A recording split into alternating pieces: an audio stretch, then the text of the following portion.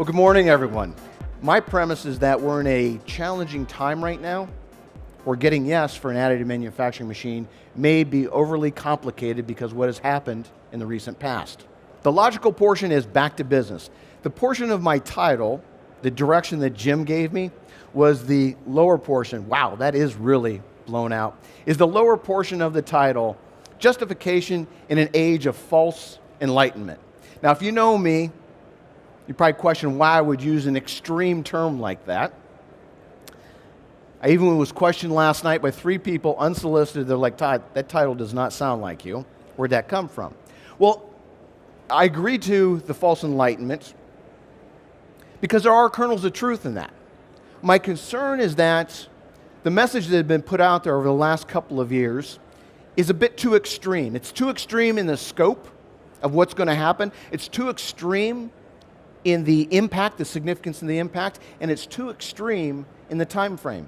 We're walking away, or led to believe, the false enlightenment that the revolution is here and now, disruptive forces are going to happen, our businesses are going to change in every way, shape, and form, and if you're not on board, your business is dead. That extremity is where I feel we have false enlightenment. Now my concern, so that's a picture, by the way, of a guru sitting in a cave giving enlightened information. The next picture is of a bungee jumper. I'm going to have to describe all my images so you know what they're about. Is a bungee jumper because my premise here is that if we go to an extreme high and we don't meet that expectation, we come sweeping down to an extreme low, a backlash effect, much like a bungee, dropping down and then springing way back up. And I think that can affect our ability to get to yes if we're looking to justify the addition of first machine, second machine, or any number of machines in the additive manufacturing realm. Now, that backlash happens because we have over-promising and under-delivering. So if someone in the decision-making role, your CEO perhaps, who isn't close to additive manufacturing, isn't close to production and manufacturing as they used to be, as close as they used to be, may walk away with an emotional decision driven by the claims. And then when they discover that we can't deliver to that promise, they have an equally emotional reaction, not founded in sound data and logic, but an emotional reaction that says, I'm not going to believe it anymore. Fool me once, shame on you. Fool me twice, shame on me. So they dig in their heels, they've got this emotional response saying, I do not believe in additive manufacturing anymore. And that's what I want to talk to. I want to explain a little more on how we get to this backlash, but also a very practical, logical, sound approach to offer you some guidance and maybe helping you get to yes. Now it's regrettable because we are truly in an age of innovation in additive manufacturing. It is amazing, it's inspiring, it's awesome, but we're out of sync on the time. When the hype started to build, a lot of people positioned this technology as already being in a heavily innovative phase. It wasn't. We saw a lot of incremental advancements. So now that the hype has passed and people are disbelieving, now we have our age of innovation, so we have an out-of-sync condition, and that's regrettable. Because we are seeing innovation. We saw it last year. We're seeing it here at the show this year. If you go to Formnext in Germany in November, you'll see it there. If you go to show after show, you will see it for the foreseeable future. Innovation in the size of the machines, the size of the parts that we can have. Innovation in the throughput. Innovation in the materials like Scalmalloy. Innovation that opens our opportunities to do even more with the technology, to increase our applications. But the question is, based on the backlash effect, are we in a phase of disillusionment that may cause people not to hear the message? So the question is, are they truly hearing what's going on? Are they taking it, are they open-minded enough to listen to it? And do they take it to heart? I think that's the challenge that we have right now in getting to yes for the average company. I want to start by asking a question. How many people in the room, show of hands, work for a company that is driven by innovation and progress and beating the competition and getting out there where everything else is almost secondary, cost, and we'll figure out all that later, but show of hands, how many work for a company that just pushes it? We got 1, 2, 3, there's 4, 5, 6, we've got several of them. I regret to tell you that this presentation is not for you. It's not for you today. But I recommend that you listen to the message, take it to heart, because things can change quickly. You may find a day comes soon where you are in the shoes of everyone else in this room. So take it to heart. What I'm going to do is build a case on the backlash. Then I'm also going to lead you through the steps that I think are very practical to get to a yes. Now, another question to get this started, to get this ball rolling. How many people have heard a story of someone who acquired an additive manufacturing machine and has failed miserably with it? Show of hands. There we go. About a third of the audience, and the other third who has heard of a story just didn't want to raise their hands. Well, that concerns me. That concerns me because we have the condition that the common knowledge is that for every good situation you tell one person, for every bad situation you tell 9 or 10. So it builds on itself. So we have lots and lots of these instances, and then you tell two friends who tell two friends, and that message sweeps through, which on the negative side could further fuel this emotional reaction to the situation of under-delivering and over-promising, causing people to be sensitized to the bad news. I think we're going to see more of those negative stories coming out. The reason for that, I stumbled on some research. Now, the picture on the lower right is a bright, sunshiny day. The picture on the left is a stormy day, cloudy, to represent happy, positive, and sad or negative. I stumbled on some research with the concept of congruence. And what they found in their research is that when you have good times, good information is more freely shared, and people are willing to accept an extreme statement that's on the positive side when times are good. Does that sound anything like believing that a revolution is coming because times were good around additive manufacturing? Everybody believes, so we all just bought in. I'm not saying we all bought in, but people bought in unquestioning. Well, we're also very reluctant to share those negative stories of a failed machine purchase. Now, in bad times, the opposite happens. More negative stories are shared, and people are more open to receiving extremely bad information without questioning it or wondering if it's fact or if they should take it to heart. So here we have a situation where I think that we will start to hear more stories of failure as we progress, because we are moving into this age where overly positive is not the thing that's working. When you get outside of the halls, when you get outside of the peer groups who know additive manufacturing and know what it's all about. Don't groan if you can tell what that is. For those that have seen me on stage before, it's the Gartner hype cycle. That line goes up to a real sharp point, drops down, and then slowly transitions out. Humor me, for those that have heard me discuss this before, because I've got a new point I've never discussed from the stage that's appropriate to today's day and age. Now, for those that don't know the hype cycle, the premise is a technology is born. At some point, there's a trigger, conversations start, and people start embellishing the story until you reach this peak. They call it the peak of overly stated expectations. Let's just say a peak of expectations. But those expectations cannot be delivered on. So what happens when the world realizes that I was sold a bill of goods that cannot be delivered on, we come crashing down to the trough of disillusionment. That's the bungee effect. And that can happen very quick. That can happen over a period of months, certainly within a year. And that might give you some sense of how can we go from these claims of revolution to disbelieving and doubting the technology and its power. I don't want to talk about those, though. We are in the trough of disillusionment right now. The revolution isn't coming in a big way across all industries and all applications and for every individual, and we're not going to have one, everyone's not going to have one in their home. But what I want to talk about is the next phase, the slope of enlightenment. This is the other reason I was okay with Jim's title, because enlightenment is in this model. The slope of enlightenment is that sloped line just after the trough of disillusionment. What Gartner says is this is a period of time where things start to gel. They start to crystallize. We start to have a situation where cause and effect are established and benefits or gains are assumed. No longer need to justify every decision. You just make sure that it fits for your application. So it's building, if you will, a use case. These are the benefits. I trust those benefits will be there. I just need to evaluate if this is the best solution for that application. Gartner says that that's coming. Gartner says we need to do that, but we're not there yet. And the premise of this presentation is each of you as individuals, to fight the backlash effect, need to build your own justification in a very sound way to get to a yes for additive manufacturing. Happily, the vendors are getting on board.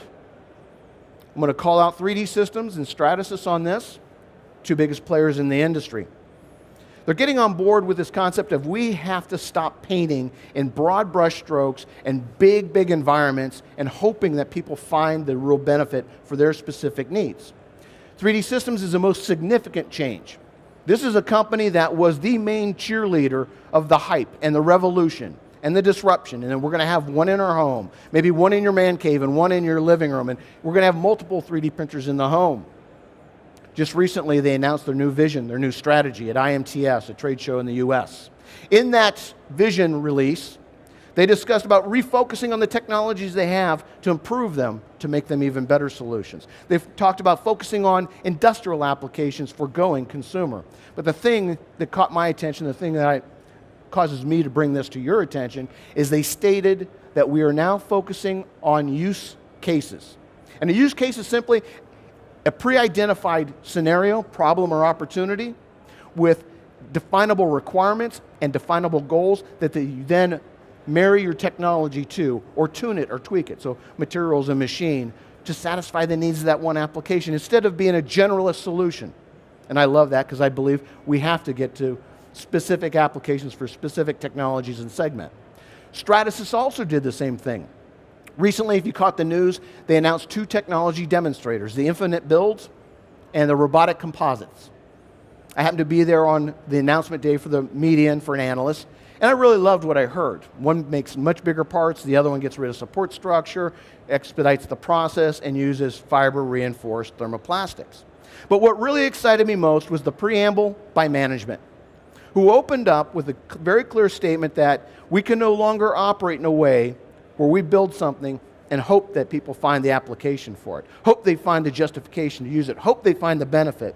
We've got to start focusing on use cases. And they invited Boeing and Ford to the stage as partners, and they talked about very specifically the use case.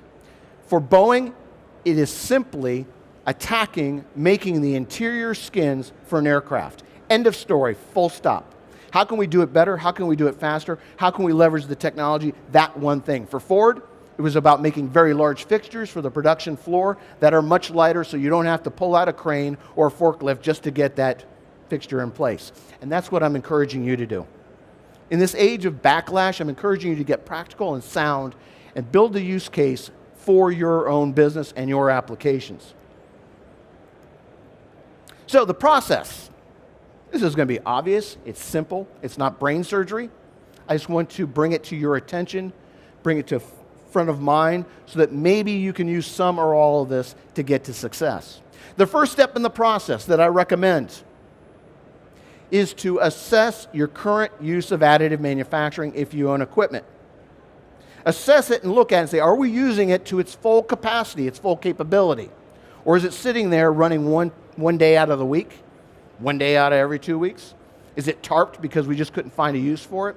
You cannot ignore that. If management and decision makers are predisposed to doubt the additive manufacturing message, if you leave that thing linger around, it's going to be a visual reminder day in and day out that something's wrong, something's not quite right. How do you address that?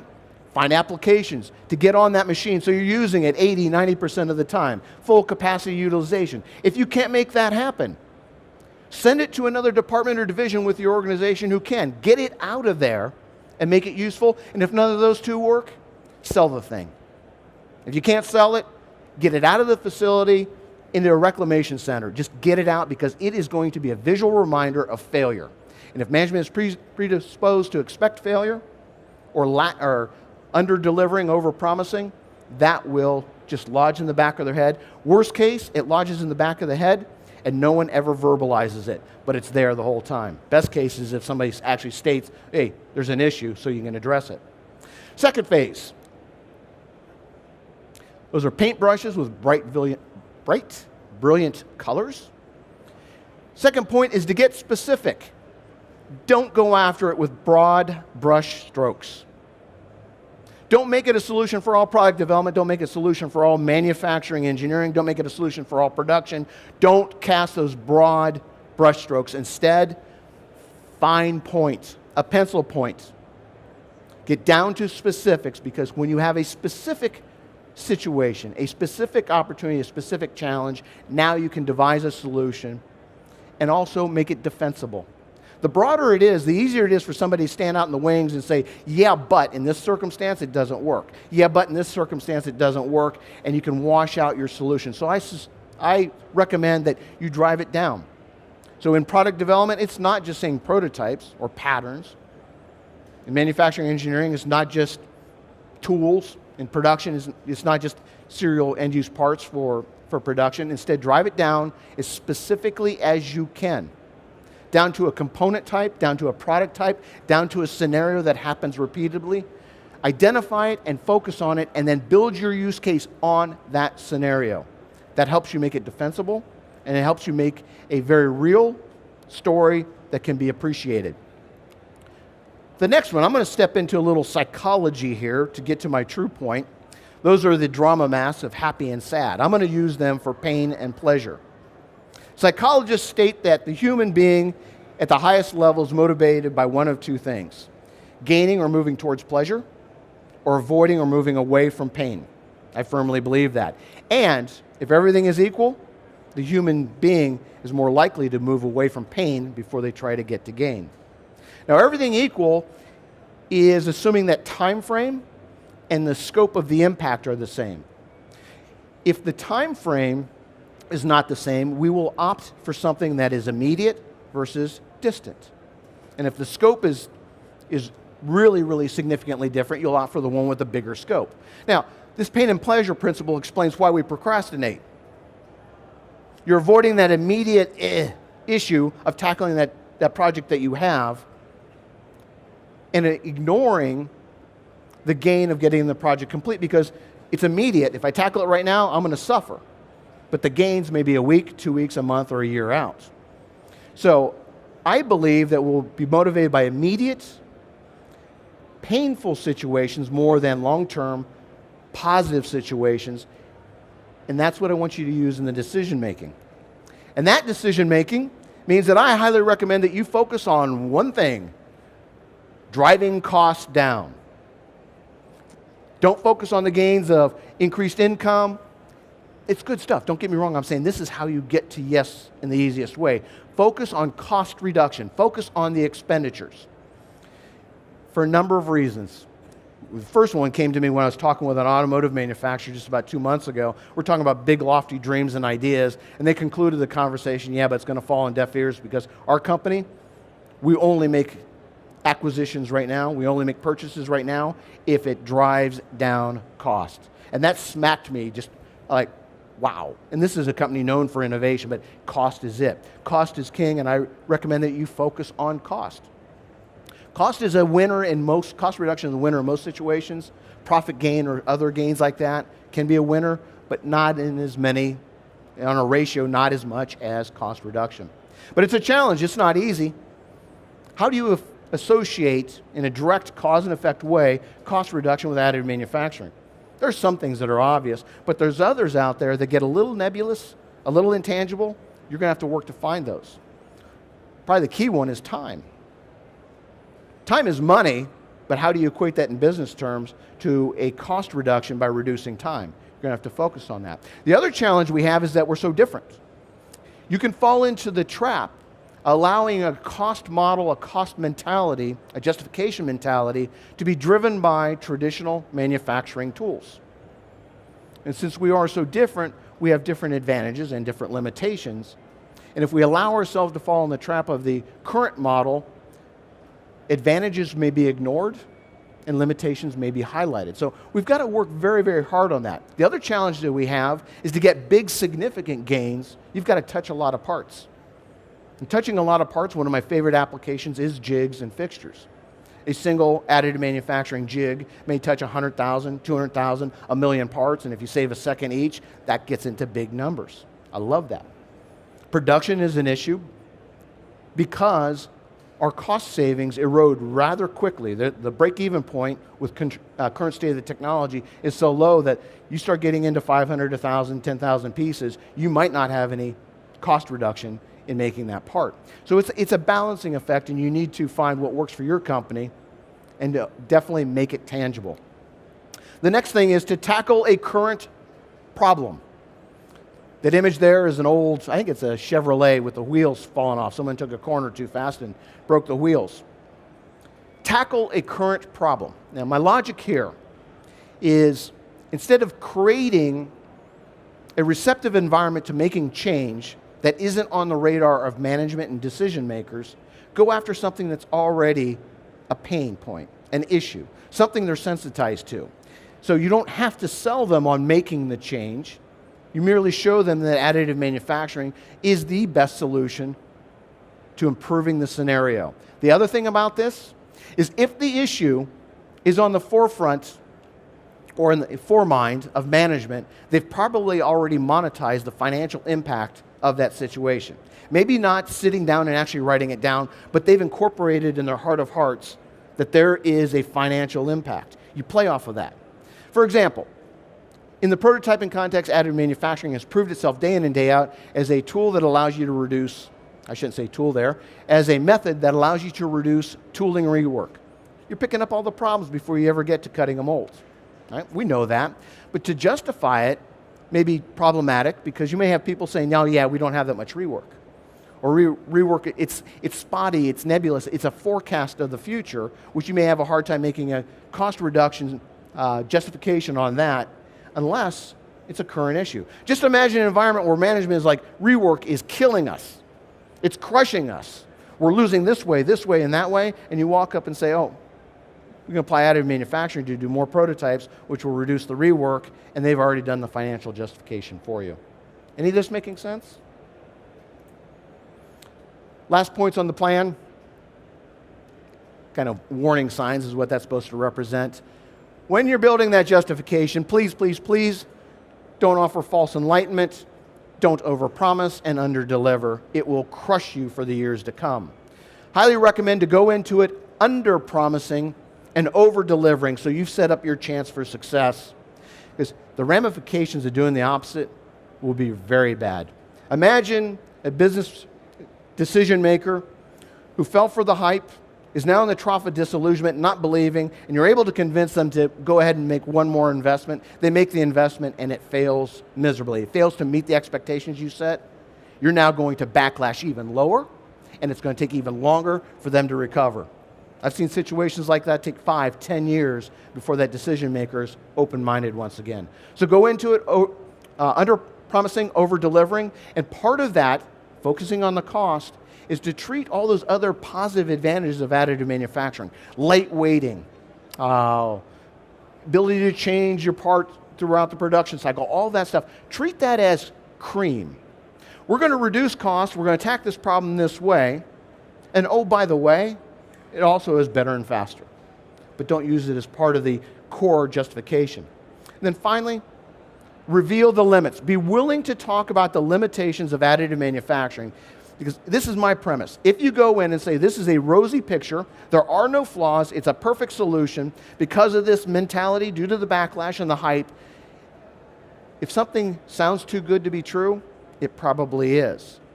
And if you don't reveal the limitations of the technology, you may have someone doubting the solution because it can't be that good. There has to be an issue or two, a limitation or two to address. That's it. That's the process. It's one of being practical, it's one of being logical. I've shown a concrete path here, snow on the ground, brown grass versus a rainbow. My whole plan is about building that sound foundation, a concrete path that gets you from A to B instead of chasing rainbows at this point in time, to give you a better opportunity to get to yes. Now, we're not completely without, I'll get to that. We're not completely without support. There's a lot of good evidence still coming out that can help you build your justification, change the emotional mindset of management, but you got to use that information judiciously. A perfect example, GE. Everyone heard the news that they have the intent of acquiring 2 makers of metal additive manufacturing machines, SLM Solutions and Arcam. In the press release and in their announcement, they had a whole laundry list of positive advantages. Belief in the industry, it's going to grow. We're staking our production on it, lots and lots of positives. You can use that as part of your evidence pool to change mindsets. The judicious part is to know the full story. Any story you read in a magazine, any case study that you read, you're not getting the whole story. And what you don't know could come back to bite you. In GE's case, what could come back to bite you is I really don't believe that they're moving towards gain and pleasure. I think they're moving away from pain.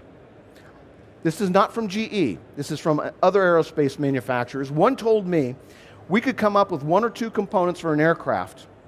If we put them into production using additive manufacturing, we would consume more machines than the companies are able to produce in a year.